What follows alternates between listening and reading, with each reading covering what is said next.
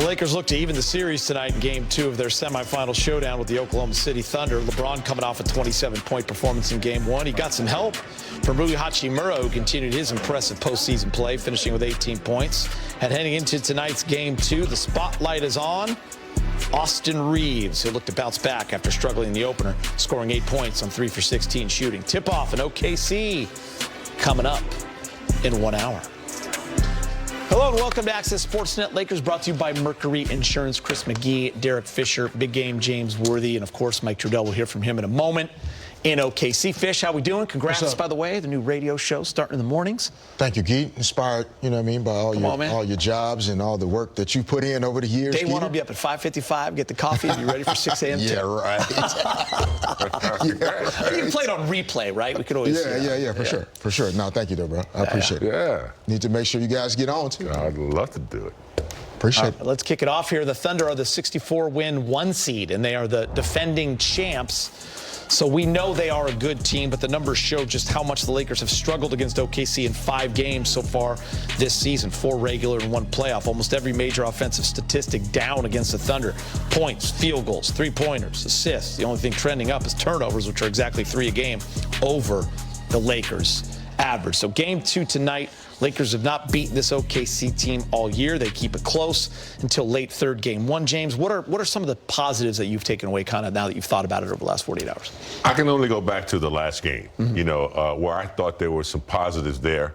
The way they started the first quarter, their defense was pretty good. They were able to, control one of the best player in the league, Shea. They didn't give him easy buckets. He was able to, survive a little bit, but he didn't get his normal, impactful points in this game. I think Marcus Smart started out on him well. Holmgren was the only guy that really got kind of loose, and we've got some, some open shots and kind of dominated a little bit, but they just didn't hit shots. When I looked at the stats after the game, it didn't look like that Oklahoma had really beaten us that bad or even beaten us at all. But to not be able to knock down shots, Kennard not being able to knock down shots, obviously Austin Reeves, Marcus, hopefully you have that same type of defensive game. You take away the positives and you build on that and know that you can make shots and know that you can have a better offensive performance, and don't give up, offensive rebounds, all the normal things. Don't turn the ball over. You got a shot. And everything that James just broke down, comes down to, how the score per quarter, broke down in the game. So if you really think about the entire game, the first quarter, 31-26. Yeah, plus 5. 5 points is a 2-possession difference. Second quarter, 30-27 OKC. That's a 1-possession lost quarter. Third quarter, 23-19 OKC. 2 possessions. It's a 4-point play at the end. Yeah. And then the fourth quarter, 24-18 OKC, 6-point difference, 2 possessions again.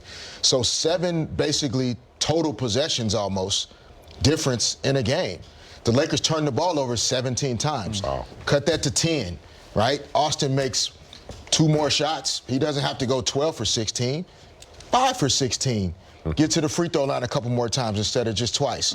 Marcus Smart makes 2 more shots. So all of a sudden you have 7 possessions back, less turnovers. Guys make a couple more shots. It's not, this insurmountable, unsolvable problem that the Lakers have. It's just continuing to fight and plug away and be in position to win the game like they were with 6 minutes to go in the third in Game 1. Great breakdown, Fish, and a good way to look at it. I mean, listen, also OKC scored 108 points, which is their playoff low so far this year. So the Lakers' half-court defense did a pretty good job. Now, the expectation is that OKC's offense is going to be humming tonight. That's what, after they had their layoff. But what did you like about the defense, big game, and what will it take defensively tonight to get the win? I liked everything about the defense, Geeter. I like the communication, the attention to detail. The only thing I didn't like was, you got to secure it with the rebound. And there were some situations where, they didn't get the rebound, ball came out, they got a 3. Got too many opportunities. But I thought they were physical. I thought they were, rotating properly, communicating. Nice steal right there. But I just thought they were had sustained that chemistry that they had built over the last month and a half, where they're defense was their identity, and they were able to do that, and I think in game one. Both things can be true. OKC will play better tonight in terms of coming off the rust of the days off. That's fine. We can expect that. But the Lakers' positives from game one were that the game plan discipline was there. They decided game one, we are not going to allow SGA to get 2 feet into the paint, possession after possession after possession. Limited his free throw attempts to, I think, only 3, maybe 2. I think he got to the free throw line 2 out of 3 from the free throw line. If you hold SGA to 3 free throw attempts for the entire game, that's a win. So you'll have to watch tonight. Can the Lakers defense do this again? Yes, they can. But we'll have to see if there are any adjustments at all. They sent a lot of bodies to SGA early in the offensive possession. As he was coming across the half-court line, they would sometimes send a second body early, make him get rid of it, and then maybe not allow him to get it back. But the Lakers defense held it down. Offense has to pick it up tonight. All right, guys, let's take a look at the injury report for Game 2. Luke Kennard is in after being questionable with neck soreness. Unfortunately, Jared Vanderbilt is out after that nasty finger dislocation in Game 1, and both teams will be without one of their stars due to hamstring injuries. Luka for the Lakers, Jalen Williams for OKC. Now, for more, let's check in with Mike Trudell, who is joining us from Oklahoma City. What's up, Mike? What's up, gentlemen? Welcome back to Oklahoma City. And yes, Geeter, that is where we start with JJ Redick, just thinking about the minor injuries. I don't want to call them minor, but in terms of the guys that we weren't sure of their status coming in. And that's Luke Kennard, who has had a little bit of neck soreness going on for a while now. He popped up on the injury report.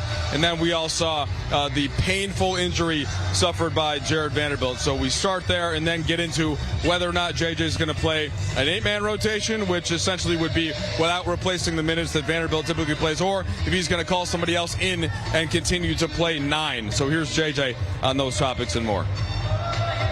He's been dealing with it for a few weeks. I know he's getting treatment around the clock on it.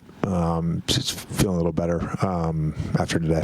And then with Vanderbilt out, what do you weigh in terms of an 8-man rotation, shortening things versus a 9-man, and kind of getting somebody else in, and what's the balance there against this Thunder team? We'll play at least a 9-man. Do you know going in for sure who you want to call upon? And yeah. Is that something you want to reveal? Assuming not. I mean, you'll find out in an hour and a half. JJ, you mentioned that yesterday you guys went through your defensive film, and today was offensive day. Just what was the things that you and your staff wanted the group to take away and carry over into Game 2 on the offensive edit? Just our options out of early offense. Specifically, we ran too many just early drags, which has been a great play for AR. Was not a great PPP play for us the other night, and so just trying to be organized with early offense. And then the biggest thing was screening and pace. I think we had 27 possessions. Scotty counted where we crossed half court with like 17 or 18 on the clock. Just walking the ball up. We need to get into our stuff quicker. We need to run our stuff with more pace when we are in the half court, and then we got to do a better job of screening. Yeah, JJ, when you are shorthanded, and I don't mean Luke, I mean with Vanderbilt out, but when you get further shorthanded, when you're playing against a team as deep as the Thunder, is the problem even more magnified, or it doesn't really matter how deep the opponent is when you yourself are shorthanded? No, I think that's one of the advantages in this series. The amount of energy our guys have to expend. What did Hartenstein play the other night? He played 23 minutes or 24 minutes. I mean, he's their starting center, and they can play their 3 bigs, and they can play all their wings. And Aaron Wiggins is a hell of a basketball player, and he's in and out of the rotation. We got a first half run the other day, so that's one of their strengths as a team, is their depth. All right, look, you can think about OKC in another way too, Geeter. Like, they're just so good at playing different styles throughout the course of a game, and that can be so tough to adjust to. They start out very big, and then they turn to a speed lineup, and just the friction there and the difference in how you have to cover that. The Lakers did a great job defensively in that first game, holding them to 108. They'd averaged well over 120 against Phoenix. But can you score on them on the other end, especially without Luka Doncic? Certainly a big challenge. We'll see how the Lakers do here in Game 2. All right, thanks, Mike. Appreciate that. Good report, and we will hear from you later in the show. Lakers and Thunder tip off Game 2, 6:30. SGA was held under 20 points in Game 1 for the first time in a long time, scoring just 18. The Thunder's win. After the break, we'll look forward to the Lakers' approach tonight against the reigning MVP.